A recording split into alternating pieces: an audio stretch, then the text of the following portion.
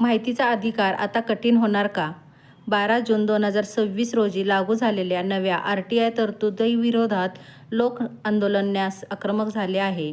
नव्या नियमांमुळे अपील शुल्क वाढ, अधिक कागदपत्रांची मागणी आणि ओळखपत्र सादर करण्याची अट नागरिकांच्यावर लादली जात असल्याचा आरोप करण्यात आला आहे.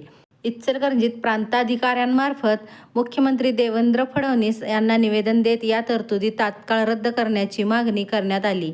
तरतुदी मागे न घेतल्यास ज्येष्ठ समाजसेवक अण्णा हजारे यांच्या भूमिकेनुसार तीव्र आंदोलन छेडण्याचा इशारा देण्यात आला आहे. RTIवरील या नव्या वादांबद्दल तुमचे मत काय? कमेंटमध्ये नक्की सांगा.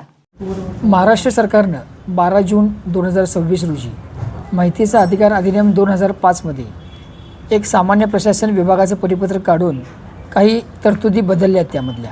त्यामध्ये शुल्कवाढ हा सगळ्यात मोठा मुद्दा आहे. त्याचप्रमाणे माहिती अधिकाराचा अर्ज करणाऱ्या व्यक्तीचं ओळखपत्राचा नमुना हा अर्जासोबत जोडायचा आहे, फोटोकॉपी असलेला.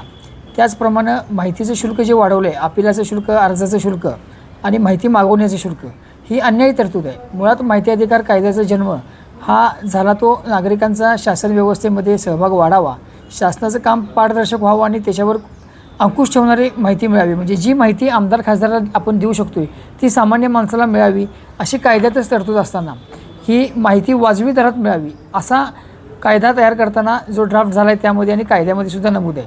असं असताना सुद्धा अन्यायी शुल्क वाढ आणि हा कायदा दाबण्याचं काम, सामान्य माहिती अधिकार कार्यकर्त्यांना दाबण्याचं काम महाराष्ट्र सरकारमार्फत होत आहे.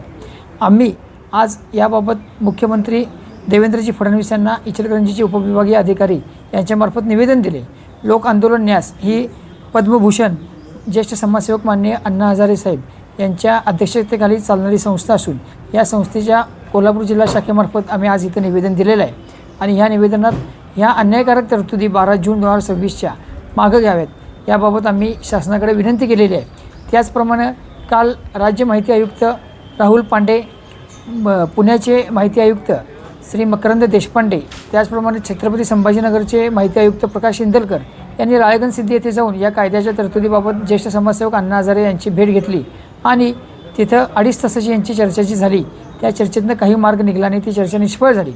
ज्येष्ठ समाजसेवक अण्णा हजारे 5 जुलै 2026 पासून राळेगण सिद्धी येथे आमरण उपोषणास या कायद्याच्या तरतुदीविरोधात बसणार आहेत. त्यांनी सगळ्या तरतुदी मागं घ्यायची मागणी केलेली आहे.